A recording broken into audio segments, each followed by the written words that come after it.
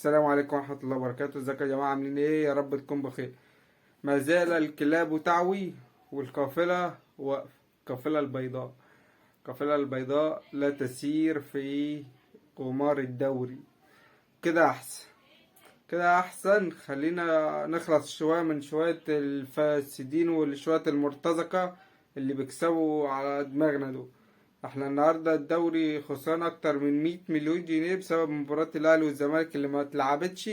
عشان كده واحد زي ابو هبة، واحد ابو هبة زي احمد موسى كان هيتجنن، كان بيخبط راسه في الحيطة. كل اعلام الاهلي كان هيتجنن ان انت تلعب ماتش الزمالك. خسارة 70,000 دولار، اكتر من 3,5 مليون مصري للحكام. غير الاهلي، الماتش ده ماتش الاهلي يعني مخصوم، هيتخصم من رعاية الاهلي ومن حقوق البث بتاعة الاهلي 3 بونت بسعر غالي جدا جدا. فانا بطالب مجلس ادارة نادي الزمالك كمل واحنا معاك. في حاجة، انت لو هتنزل درجة رابعة احنا معاك برضو. مرحب بالدرجة الرابعة، حتى هنلعب مع المظالم عادي. احنا كده كده مظلومين مع المظالم، فخلينا مع المظلومين بقى. يا مرحب بالدرجة الرابعة يا باشا. انما ان انت تسيب ماتش الاهلي، خليهم ياخدوا 3 بونت ويرتاحوا وتلعب بعدها ماتش سيراميكا زي ما الاهلاويه بيقولوا، مش هينفع ومش هنقبل. خليك تمسك في حاجه بقول لك.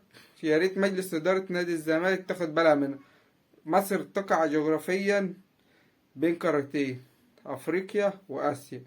فاحنا ممكن نلعب في اي دوري من دول اسيا عادي. نروح الدوري الاماراتي، الدوري السعودي، الدوري القطري، اقسم بالله هيتلهفوا عليك كده ده الزمالك شعبية بالملايين في مصر وفي الدول العربية وفي الدول العالمية. كل العرب يعني متابعين بالملايين بالملايين بالملايين. ومش ناس يعني كده وخلاص يقول لك انا زملكاوي وخلاص، لا، متابع زملكاوي يعني لازم بيتابع نادي الزمالك واخبار نادي الزمالك، ويعني شوف في حاجات كتير. بس انت شغل دماغك وسيبك من الهايتس بتاع الكرة المصرية ده. نروح أي دولة نلعب فيها كرة صح. ولو مش هترسي خالص خلينا ننزل درجة رابعة.